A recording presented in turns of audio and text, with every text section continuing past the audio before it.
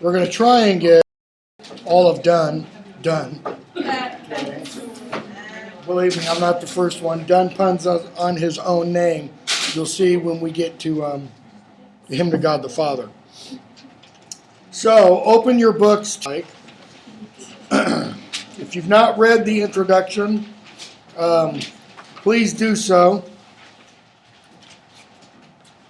The one thing I want to point out is the salacious detail on page 663, talking about Donne's marriage. In 1598, notice, okay, he was born in 1572. Okay. And in 1598, he was appointed secretary to Thomas Egerton, who was the Lord Keeper of the Seal in England. Okay. So he was 26 then. And then in 1601, okay, 3 years later, when he's 29, he marries Egerton's niece, okay, who was 17 at that point. Okay, so back up 3 years, which is probably when he met Egerton's niece and more. So she was 14. Pretty good reason to believe that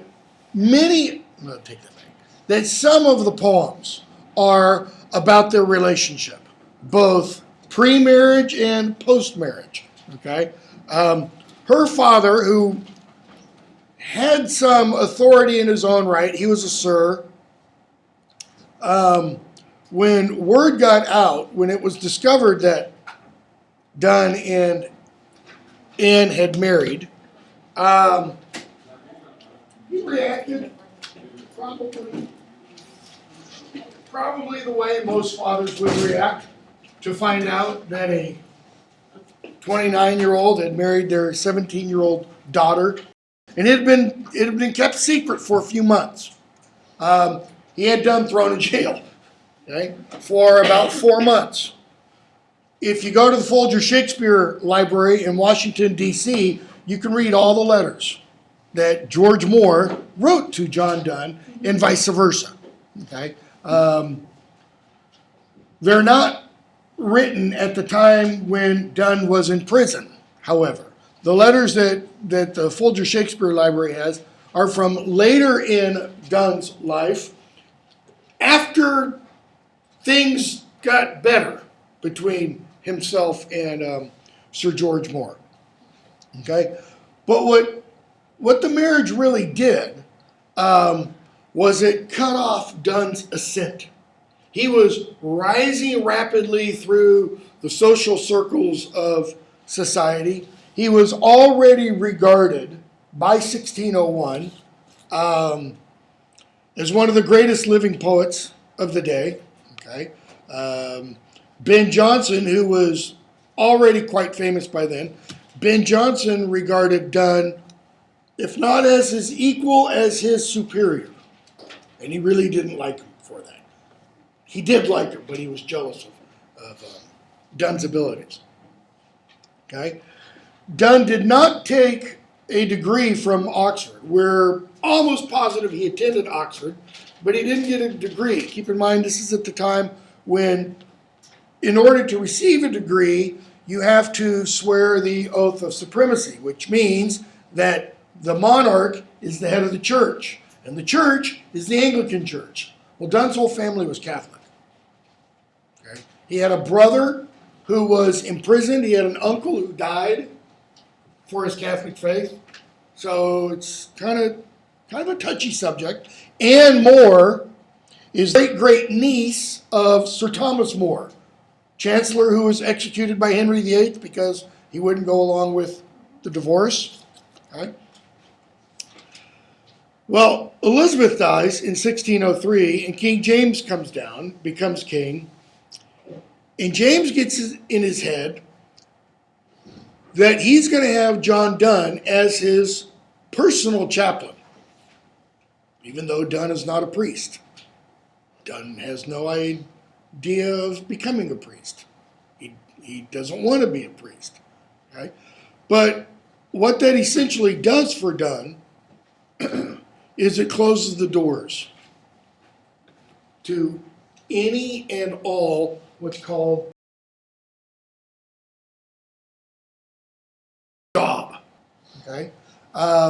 So he works for Drury. He travels with Drury to the continent and things like that. And he's also writing his poetry. And much of the poetry that he's writing, he is patronized for.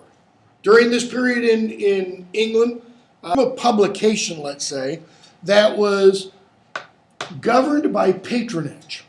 People with a lot of money would secure the services of a well-known poet to have that poet write poems for anniversaries, birthdays, weddings, occasional situations. And it was largely called occasional verse, all right? So you've got a lot of poets who are writing and who are being supported by the wealthy individuals of society, usually lords and ladies. Not always, but usually. Donne had several friends like this. Friends meaning patrons, okay? High-ranking patrons. So that while his family was growing, he wasn't really poor. He wasn't destitute. But they did have to scrape by in order to earn a living. And when I say his growing family, I mean his growing family. Okay? They were married in 1601. Anne Donne died in 1617. Okay? She was 17 then. So she died when she was 33. After having, I don't know if your introduction mentions it. 12 children. Yeah, after having 12 children, several of whom were stillborn. So 12 children in 16 years. The poor girl didn't get a break, apparently. And if I remember correctly, all of Donne's descendants die out by the end of the 18th century. Okay? As did Shakespeare's. As did Milton's. As did Spencer's. It's like they spend all their genes on writing. You know, they don't have any good genes for continuing the family lines. Kind of background information. Let's look at, I don't have these in order in terms of how they show up on the page or in the book. The Flea on page 669. Now, Donne is the inventor, creator.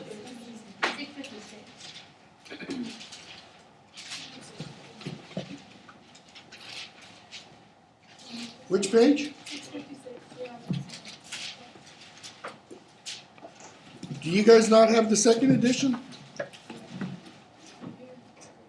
You do.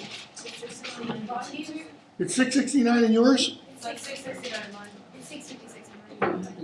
I don't know where it is in mine. Okay, it's the Flea. Find it. Oh, there it is.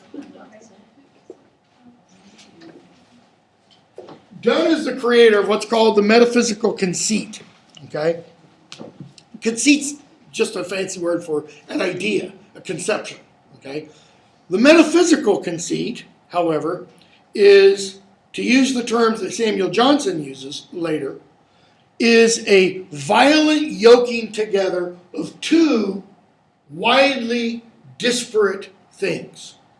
In other words, it's the violent yoking together of two things that shouldn't be yoked together. Like mentioning Larry Flint. How are these two wildly dissimilar things similar? Well, they're both men. One's a sleazeball and the other is going to be, very soon probably, a saint. Okay? That's the only... Sleazeball on the left, sinister, Larry Flint. On the right, you know, all that kind of... Okay? And so what Donne does is he links together these ideas or images that, you know, when you first look at them, you go, what? How in the world is he doing that? Because look what he does in the flea. He's linking together marriage, love, etc. with a flea. A flea bite. He mixes together the mixing of bodily fluids through sexual intercourse with a flea biting you, sucking your blood, and then biting your lover, sucking her blood or his blood, and the blood mixing together in the flea. Now, that's disgusting. Okay? But you have to admit, that's witty. That shows great intellect. Okay? And we're going to see Donne do other things like that. So, the flea. Mark but this flea. Mark means take notice of this flea. Pay attention. Okay? And let me add this, by the way. We don't think of fleas like Donne's talking about here, where it bites you, your blood's in it, it bites somebody else, and that the flea swells. What do we think of as a parasite that bites, sucks? Yeah, a tick. Yeah, think of a tick, pulling off your dog's ear. It gets big and fat. All right? So everybody has that image? Thank you. Okay. So, mark but this flea, and mark in this, how little that which thou deniest me is. It sucked me first, and now sucks thee, and in this flea our two bloods mingled be. Okay.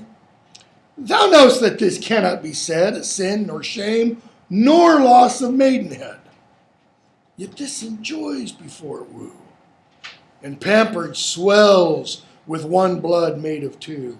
And this, alas, is more than we would do. All right? So, first stanza, look at the flea. It's on him or her. Okay? And pay attention now. He says, I'm gonna teach you a little lesson. The flea sucked me, and now it's sucking you. And therefore, in this flea, our blood is mingling. And you know that it's not a sin, nor is there any shame to be felt, nor have you lost your virginity. Right? And she's going, oh, okay, yeah, right. But this enjoys before it woo. In other words, the flea didn't go up there and go, let's, he didn't buy her champagne, didn't send roses, didn't get chocolates. And yet, what does the flea now do? It pampers, swells. And this, alas, is more than we would do. What does that last line mean? This is the line we would do. What is the speaker saying to the woman? Don't worry, I'm not going to get you knocked up. Don't worry. Okay? So, between the first stanza and the second stanza, notice something happens. Okay? Donne is also, for many of his poems, he's the model for dramatic monologues, for example, of Sir Robert Browning. Not Sir Robert Browning, but just Robert Browning. Okay? Because you get this impression that the speaker is speaking to somebody who's kind of off camera. All right? So, between stanza 1 and stanza 2, what occurs? What does the she do? Well, what do you do if you have a flea on you? Swat it off? What's the flea going to do then? Jump right back on you. So how do you kill a flea? And you take it between your finger. Have you guys never had to kill a flea before? And between your nail, so that you can go and pop it and cut it in two. Okay. Yeah, but she's pulled it off and she's holding. Stay! 3 lives and 1 flea spare. 3 lives. Where we almost, nay, more than married are.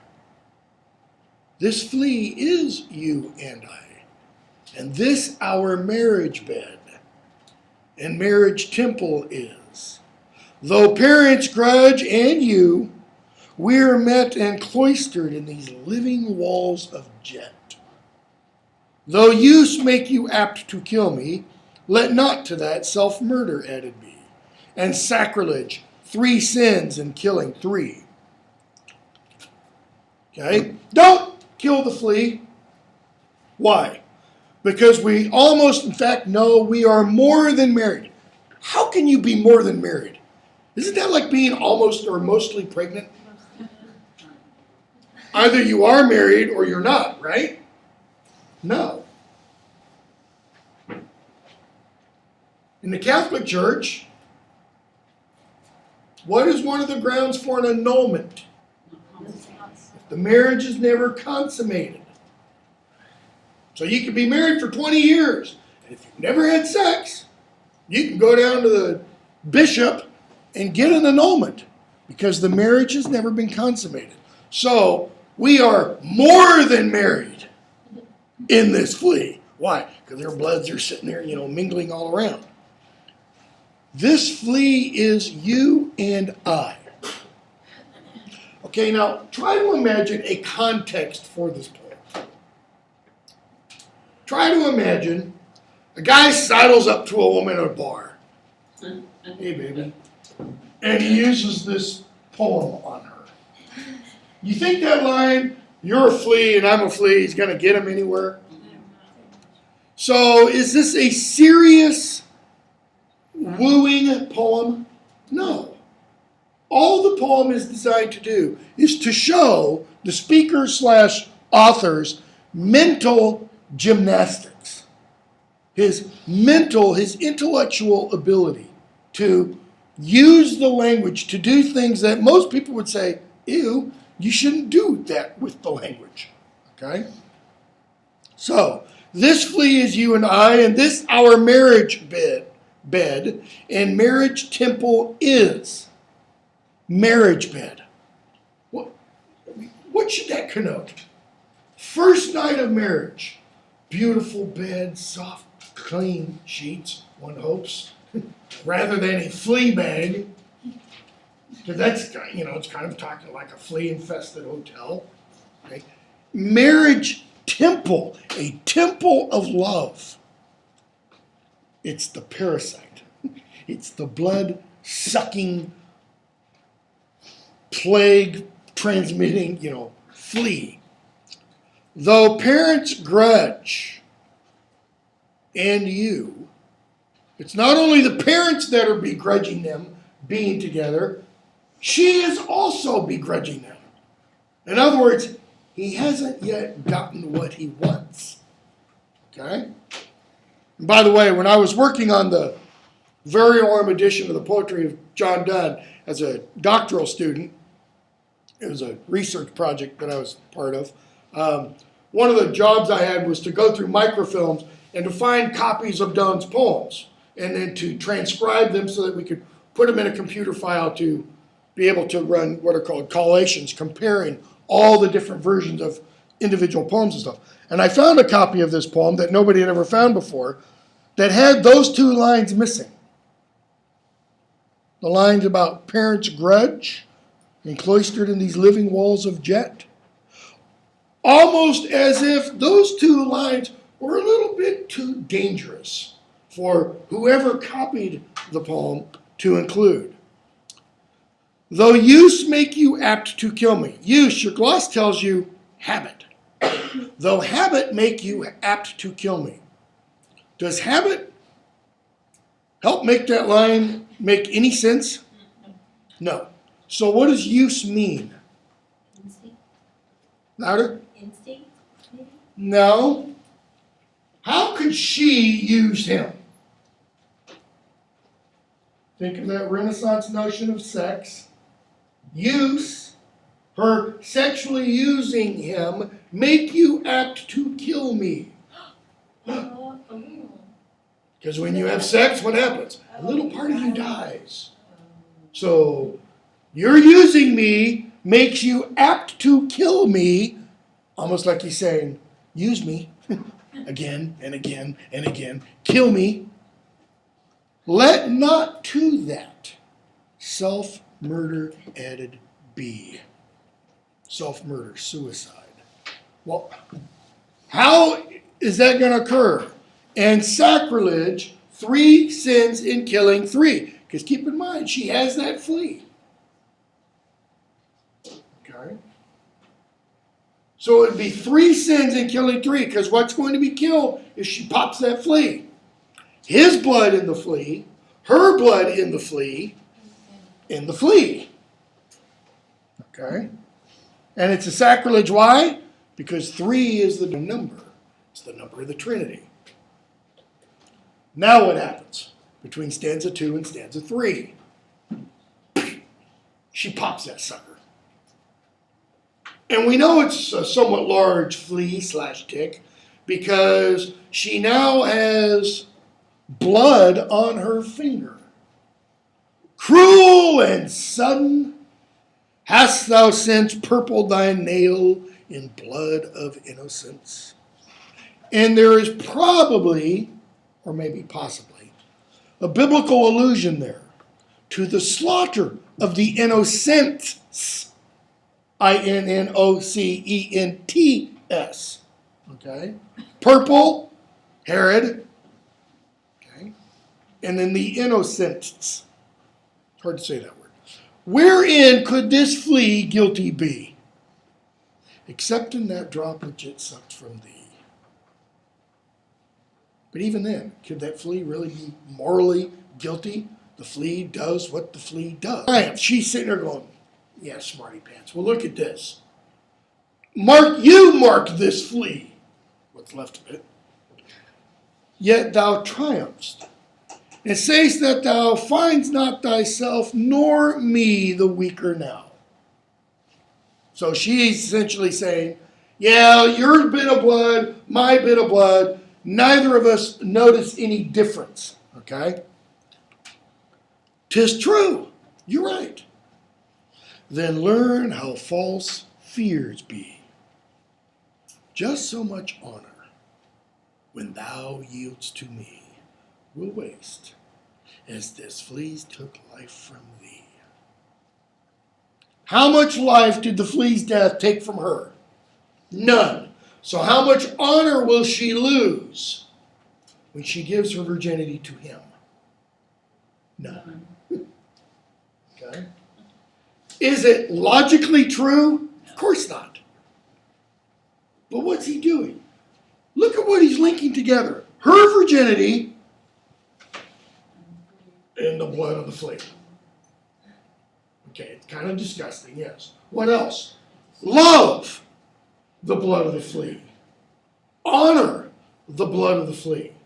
You talk about wildly dissimilar ideas. Violently, it's like they're kicking and screaming. No, I don't want to be yoked to that, Okay? That's perhaps one of Donne's most famous metaphysical conceits. Turn from there to a completely different kind of book. I have no idea what page it's on in your book. In my book, hopefully it's in here. Yeah, there it is. In my book, it's on page 665. The canonization.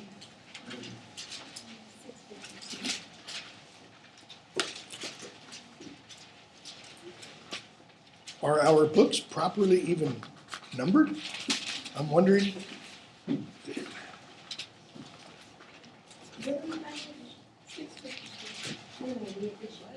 Should be the second edition. That's what I ordered. Should be right on the front cover. It will say, under the title, second edition. Yours isn't. That's why. If you got the first edition, it's a different page. I have volume 2. Yeah. This is volume 2. I ordered mine based on the ISBN. ISBN?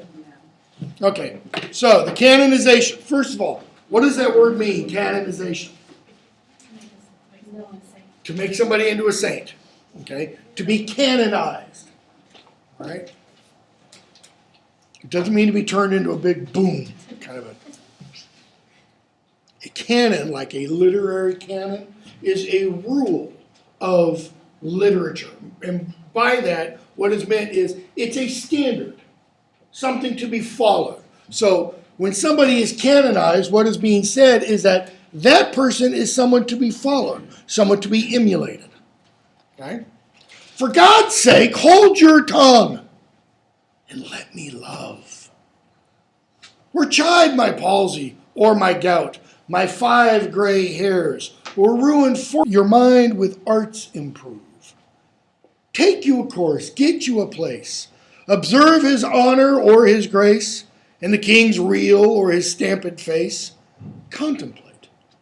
What you will, approve. So you will let me love. What's the speaker saying? You could paraphrase all that real briefly. Do whatever you want. Just let me love you. Okay? That's when he's saying, chide my palsy or my gout, my quaking hands, my swollen leg, etc. Okay? Or my 5 gray hairs or my ruined fortune. Improve with wealth your state, that is your position in life, and your mind with arts. Take you a course. Get place. A course of preferment. Observe his honor or his grace. A judge, a bishop or prelate, and the king's real or his stamped face. Stamped in a coin. Okay? Contemplate. Think about these things. What you will, that is, whatever you desire, approve. Okay? Do whatever you want, your boss says, as long as you will let me love. Alas, alas, who's injured by my love? What merchant's ships have my sighs drowned? Who says my tears have overflowed as ground? When did my colds of forward spring remove? When did the heats which my veins fill add one more to the plaguey bill? Plaguey bill, the toll of those who have died from the plague. Okay? And all those images, okay, the merchant ships drowning by sighs, the tears overflowing the ground, the colds of forward spring, those are all Petrarchan conventions. We talked a little bit about Petrarch with Shakespeare's sonnets. Okay, they're Petrarchan conventions because Petrarch was the first one to use them in 14th century Italy. Okay, Petrarch wrote a series of sonnets about a woman named Laura that he fell in love with, that he never met, never talked to, saw her from a distance, already married.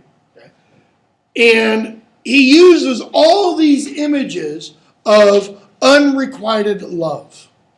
His sighs cause tempests that create storms. His tears drown the world. His heart breaks like an earthquake, blah, blah, blah, blah, blah.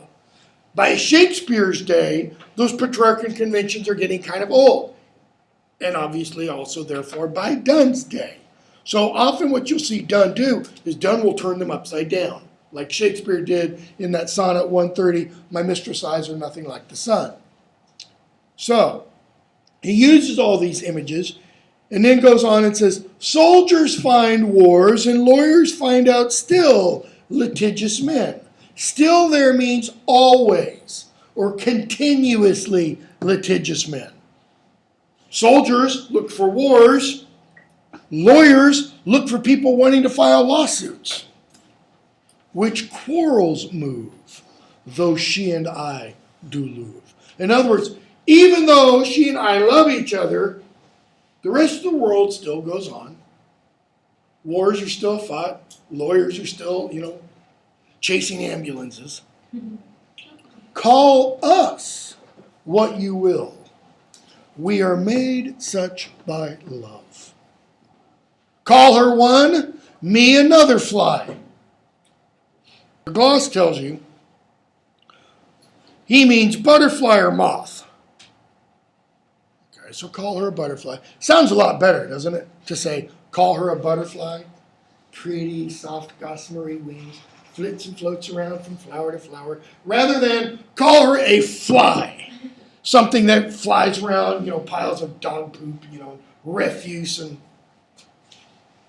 we are tapers too. and at our own cost die. Tapers, candles. How do candles at their own cost die? Well, they burn. Their own cost is they burn themselves up. So first of all, he says, we're like moths and we're like butterflies. Excuse me, we're like moths and we're like candles. Well, take a candle outside at night, what does a moth do? So we're tapers, I don't have another marker, we're tapers like this, but we're also moths. So I'm a taper and she's a moth, and she comes over and burns herself. And she's a taper and I'm a moth, and I come over and burn myself.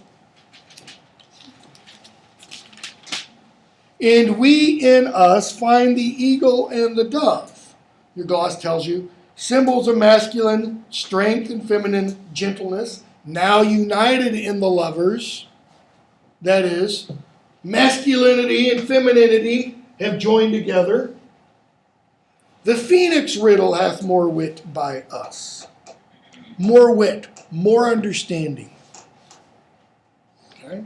In other words, let me enlighten you about the riddle of the phoenix. We two, being one, are it. We two, being one, are like the riddle. Excuse me, are like the phoenix. Okay, why a phoenix? It dies and reborn. It dies And reborn. and it is reborn. In other words, it falls and then it rises. It falls and then it rises. Okay? So, to one neutral thing, both sexes fit. Because male, female, together, neither. They're neutral at that point. We die and rise the same, and prove mysterious by this love. Yes, he is playing on that Renaissance notion of sex again. We die through sexual intercourse, and we rise the same. We get up again, and then we die, and we get up again, and we die, and we get up again. We can die by it, if not live by love. And if unfit for tombs and hearse our legend be, that is, the legend of our love, if it is unfit for tombs, like, the love of Dante and Beatrice, or Lancelot and Guinevere, or Tristan and Isolde, or Romeo and Juliet, it will be fit for verse. And if no piece of chronicle we prove, we'll build in sonnets pretty rooms. Sonnets are little love poems. As well a well-wrought urn becomes the greatest ashes as half-acre tombs. Half-acre tombs, talking about some of those great Greek burial grounds, that are just massive.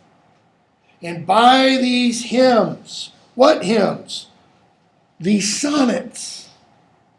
By these hymns, all shall approve us canonized for love. That is, we will be a fit model for love.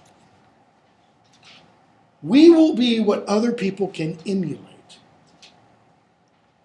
and thus invoke us. So if they're going to invoke us, then what do we become? Saints of love. That is, people will pray to us. And this is how they will be invoked. You, whom reverend love made one another's hermitage. Reverend love made her his hermitage, his dwelling place, and made him her hermitage, her dwelling place.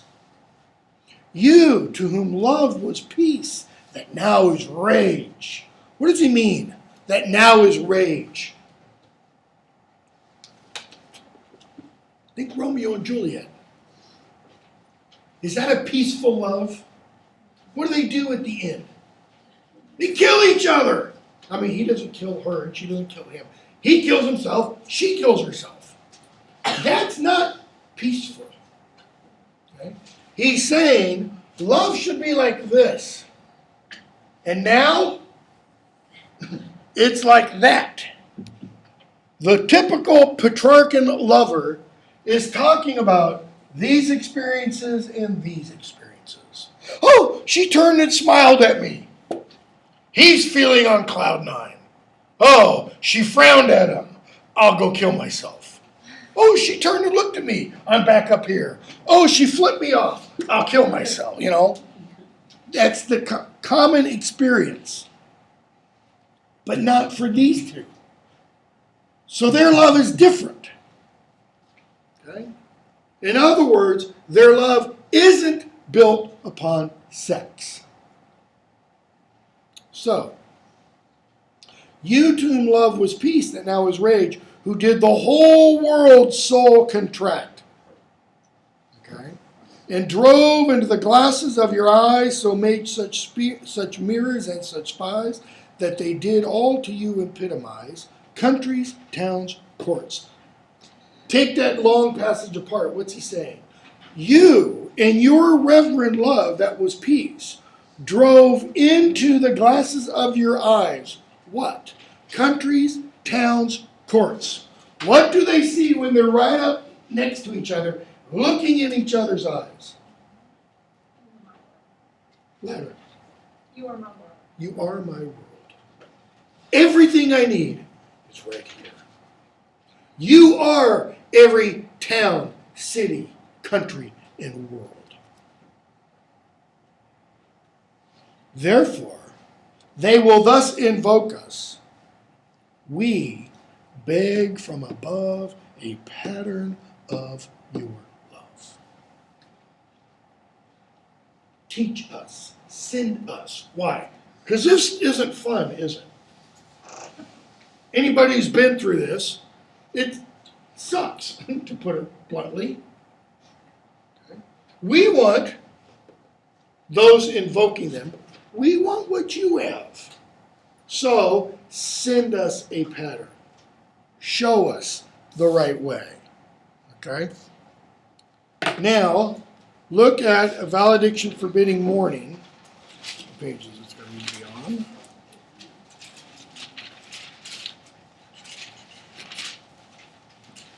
670 in the second edition, 657 in the other one.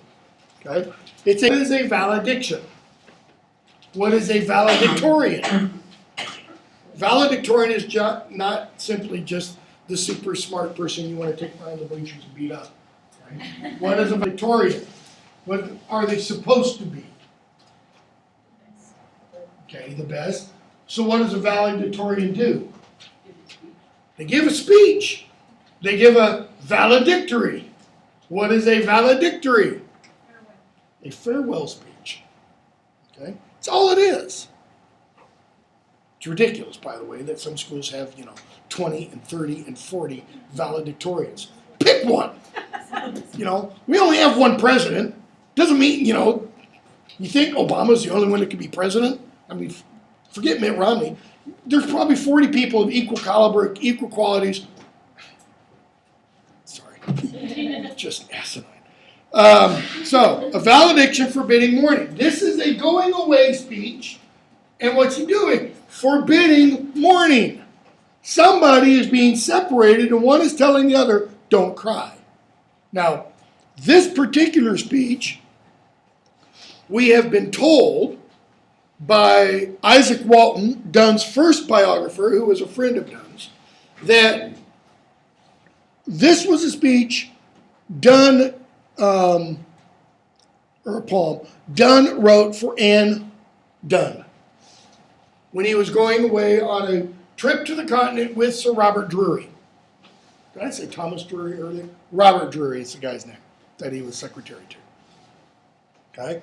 So, as virtuous men pass mildly away and whisper to their souls to go, while some of their sad friends do say, the breath goes now, and some say, no.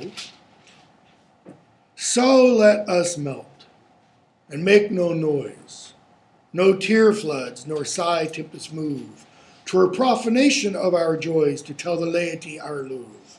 So, you get this opening simile. Virtuous men die how?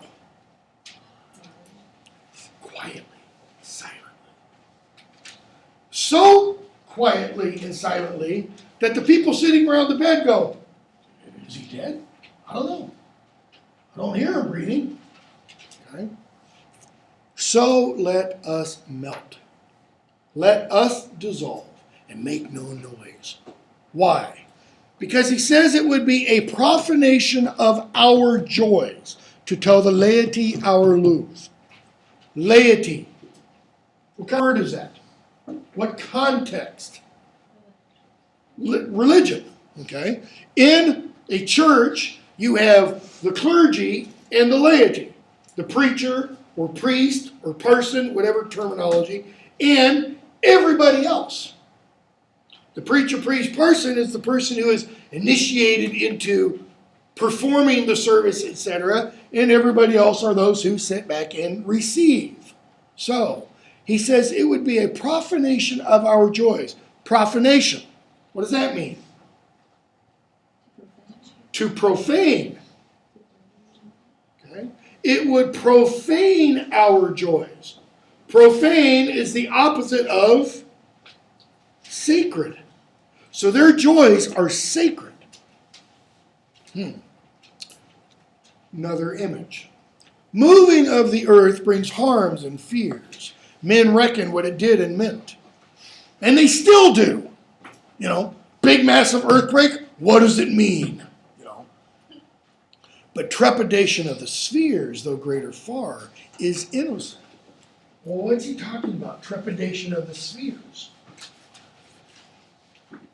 Talking about the old Ptolemaic, from the name Ptolemy, system of the universe, okay, which was essentially, here's Earth, and then you have a series of spheres outside. 1, 2, 3, 4, 5, 6, 7, 8, 9. 9 spheres, all right? Earth was the center of the universe. It's the geocentric view, all right? And then you have these 9 spheres, and God is out here. And each of these spheres is ruled by an angel, okay? The first 7 have planets associated with what were thought to be planets. The Sun, Moon, Mars, Mercury, Venus, Jupiter, and Saturn, okay? And then I don't remember what the last 2 were. And the idea was that each of these spheres moves. And therefore, because they move, you can be born under a particular influence. You're born under Saturn, it means you're X, Y, or Z. You're born under Mars, it means you're warlike. You're born under Venus, it means you're a lover. Okay? You're born under the moon, it means you're cold. So, trepidation of the spheres, movement of the spheres, though greater far, is innocent. In other words, he's saying the movement of these things, it's a whole lot bigger than a little earthquake. Okay? But it's innocent. Why? That whole astrological perspective, gone. Out the window. And some take that line to be proof that this poem was written after 1610. Anybody know what happened in 1610?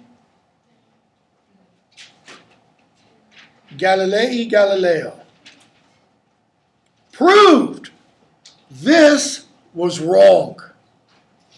He proved Copernicus was correct. When Copernicus said the earth isn't the center of the universe. And in fact, the earth revolves around the sun. In other words, the earth isn't stationary. So when we say the sun rises in the east and sets in the west, wrong. It's us turning. Even though our senses tell us, well, that's not true because I'm not, having to hold my balance. So, dull sublunary lovers love, whose soul is sense cannot admit absence, because it doth remove those things which elemented it. So what does he mean by dull sublunary lovers love? Let's get another image. Here's the earth, here's the moon. Everything below the orbit of the moon is subject to change. Or it's mutable. It's impermanent, okay, is eternal and fixed and permanent. All right? So, dull, sublunary lovers love. Those people whose love is determined, is guided by the moon. Obviously is what? Permanent. Those people's love, he says, is sense. What does he mean, sense? He means the 5 empirical senses. Therefore, it cannot admit absence. Why? Well, because if Madeline and I were lovers, and Madeline left the room, what would that mean? She's gone, so I'm going to pick somebody else. Okay? Not you, Brian, sorry. Just not my type. Now, Jason, sorry. No, okay, so what does he mean there? If their love is filled in this area, then any aspect of their love is solely determined by sense perception. Therefore, it cannot admit absence because absence, doth remove those things which elemented it. Well, what are those things which elemented it? My seeing her, my feeling her, my touching her, my hearing her, my smelling her. Period. But we, the speaker and whoever the beloved are, by love so much refined. We're outside. Our love is purified, that ourselves know not what it is. Why do you love? Know not what it is. We are interassured of the mind. Let me not to the marriage of true minds admit impediments. Shakespeare writes in Sonnet 116. We are interassured. What does inter mean? Like interstate highway, interstate commerce? Between. Okay? So we are between assured of the mind. We, therefore, care less eyes, lips, and hands to miss. Doesn't matter whether or not I am physically with you, he is suggesting. Our two souls, therefore, which are one, how are their two souls one? It's probably an indication of marriage. That the speaker is saying, we're married. Though I must go, endure not yet a breach, but an expansion, like gold to airy thinness beat. And I should have brought another marker. Probably not one. Nope.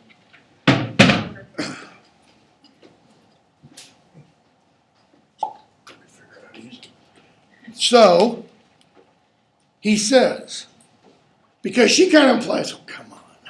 Gold to airy thinness beat, really? Yeah, that's what he's saying. He's saying our love is essentially like a rubber band made of gold. Well, what can you do? You can then stretch that thing forever. Why? What kind of metal is gold? Malleable. You could literally, if you wanted to, pound a sheet of gold thin enough and replace that glass with it. You'd see through it. Yeah, it would have a goldish tint to it. Okay? But you could do that. And so he kind of gets the impression that maybe she gives him a look like, oh, please, come on. Okay. If they're two how? As stiff twin compasses. What he means is this kind of compass. So, thou art the fixed foot. So what happens with the fixed foot as long as this one stays like this? Nothing. But what happens when this one moves? It does what? It moves with it. And then you use it to make a not quite so perfect circle. Okay? Thy soul, the fixed foot, makes no show to move, but doth if the other do. Notice, this isn't moving. It's this that's moving. Okay? And though it in the center sit, yet when the other far doth roam, it leans and hearkens after it, and grows erect as that comes home. That is, as this one moves in, this one moves more upright. Such wilt thou be to me, who must, like the other foot, obliquely run. Why oblique? To the beloved. So notice, what will make me, when I am away from you, traveling, come back? You staying put. You will draw me back. Like the other foot obliquely run, thy firmness makes my circle just and makes me end where I begun. Okay? And notice, why a circle? No beginning, no end. People don't wear, wedding squares. First of all, it'd be uncomfortable. Or triangles, They wear wedding rings. Why? No end. It's a symbol of eternity. Okay? Now, go from there to the ecstasy, which hopefully is the very next poem. I don't think we'll get through all of these, but we'll get close. So, the ecstasy. What is an ecstasy? No, it's not a pill you take for a date rape. So what's an ecstasy? It's an out-of-body experience. An ecstatic experience is where the soul leaves the body. The body stays, the body doesn't die. It's not a corpse, but the body's kind of in a suspended animation phase, let's say. It's an old Greek idea. Where, like a pillow on a bed, a pregnant bank swelled up to rest the violet's reclining head, sat we two, one another's best. So just look at the imagery in those first 4 lines. A pillow on a bed, a pregnant bank swelling up, like the bank's going to give birth to something. Okay. A violet's reclining head. So the idea is that the violet has grown and the violet flower is starting to droop, and it's like the bank all of a sudden goes, oh, no. Let me support you. Sat we two one another's best. Our hands were firmly cemented with a fast balm, which thence did spring. What's that fast balm? What happens if you hold somebody's hand for too long? Smells you're gonna eat. It's just getting. You sweat. Okay, that's the fast balm. Our eye beams twisted. Never a good sign, by the way. It's just eye sex, because your eyes are shooting out light. They're not cross-eyed.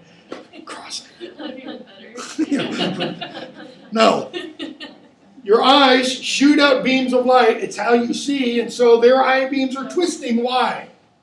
They're staring deep into each other's eyes. Okay?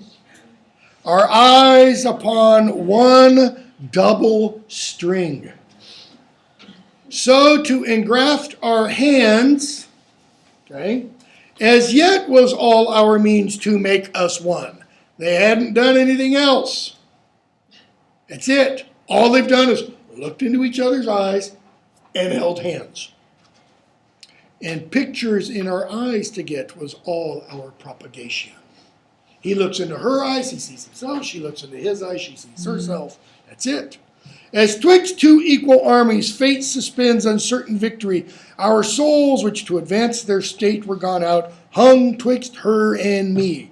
The souls depart from the bodies, he says, to advance their state. That is, to advance their position. He means to increase. their state and their position. So they're sitting there on the bank, looking at each other, holding eyes, and it's like time is frozen.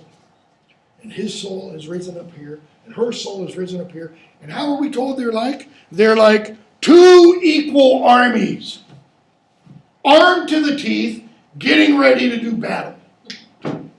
Because each one wants to advance its state. All right?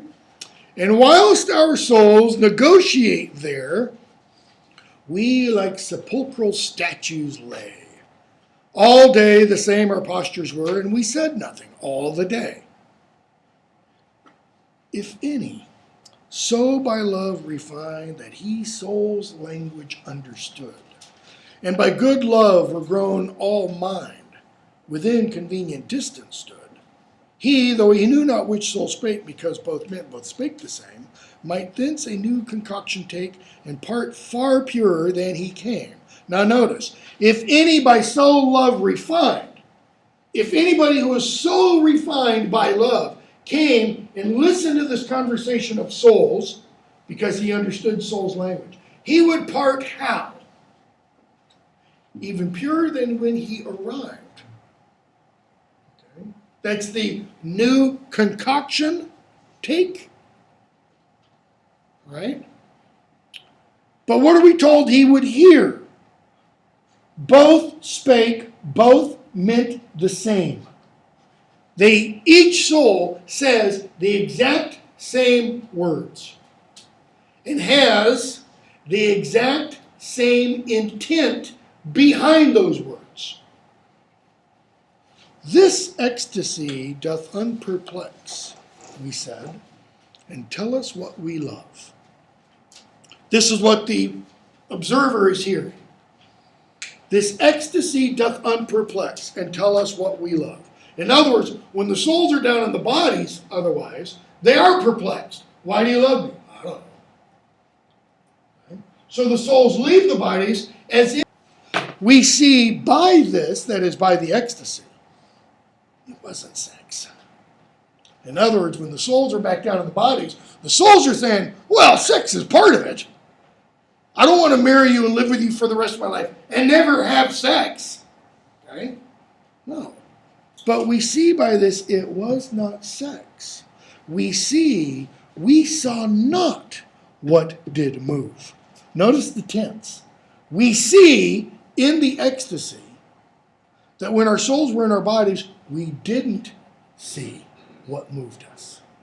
Now, the souls outside the bodies, they do see what moves them.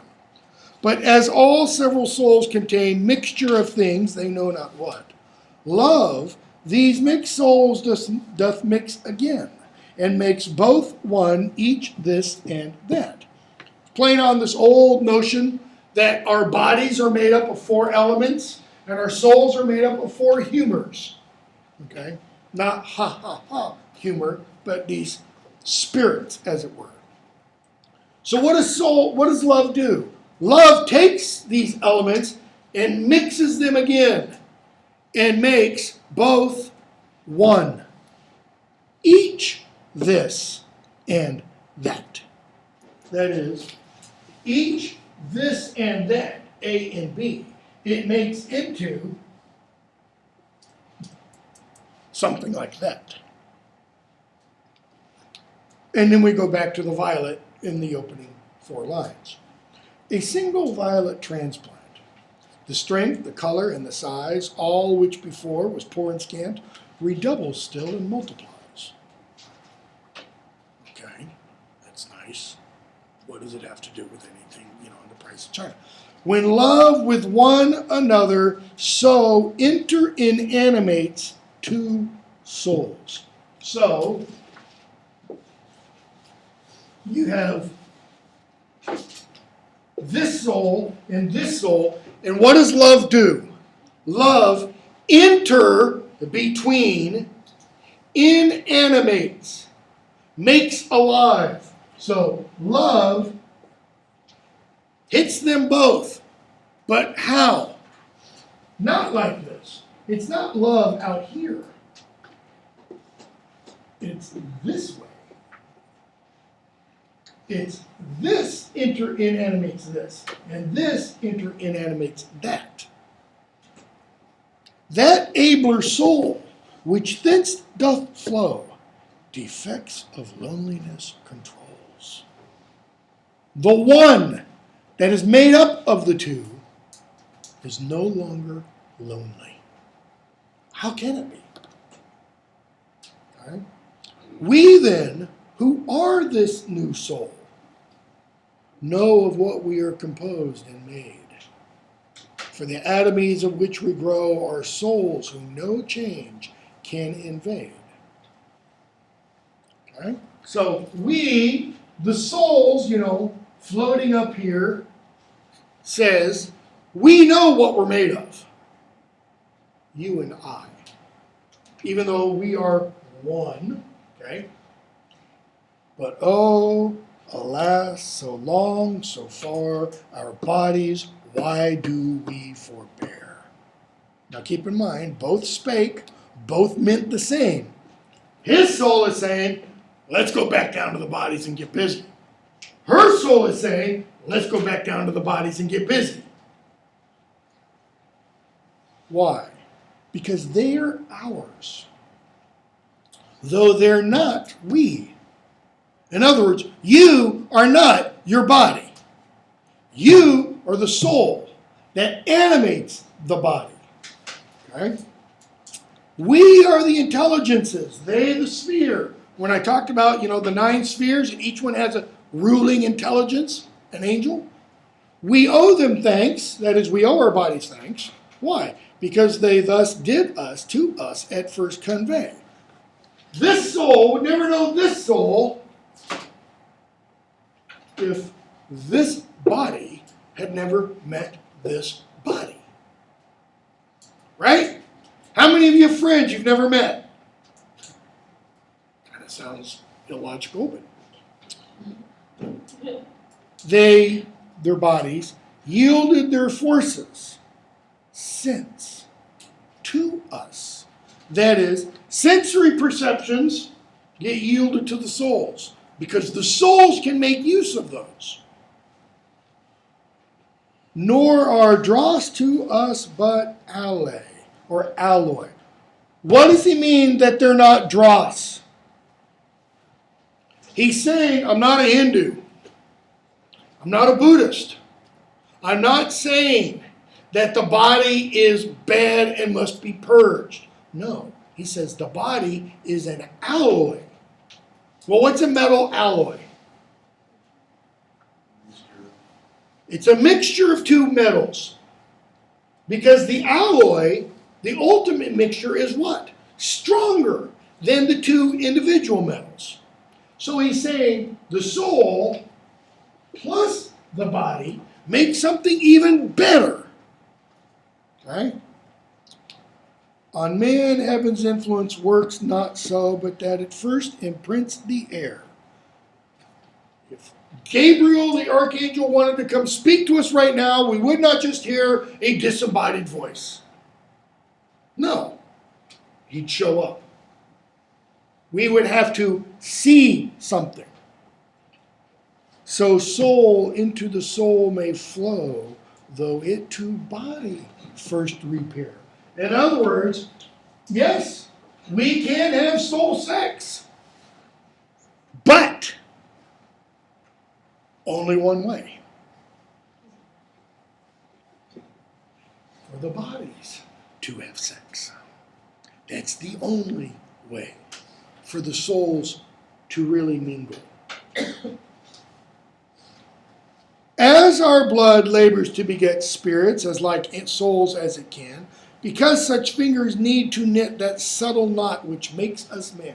It's about my favorite line in all of Donne. That subtle knot that makes us man. What's the subtle knot? The tying together of flesh and spirit. And it's subtle. Why? Because nobody knows. Not even cognitive, scientists who try to figure out where's the soul in the brain.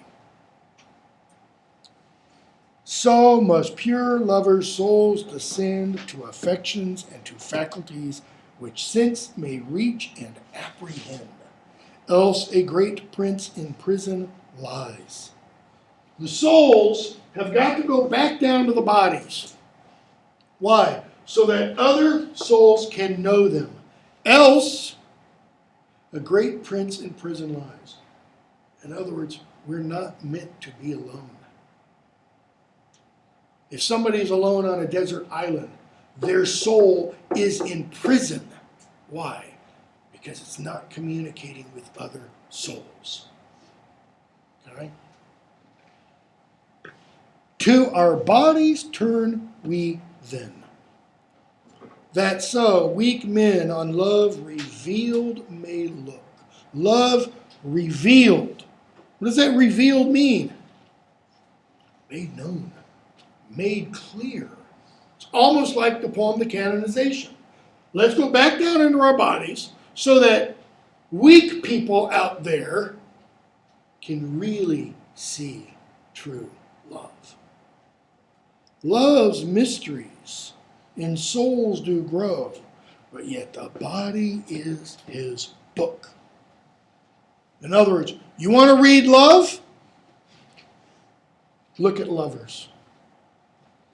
And if some lovers, such as we, have heard this dialogue of one, why is it a dialogue of one? Because both spake, both meant the same.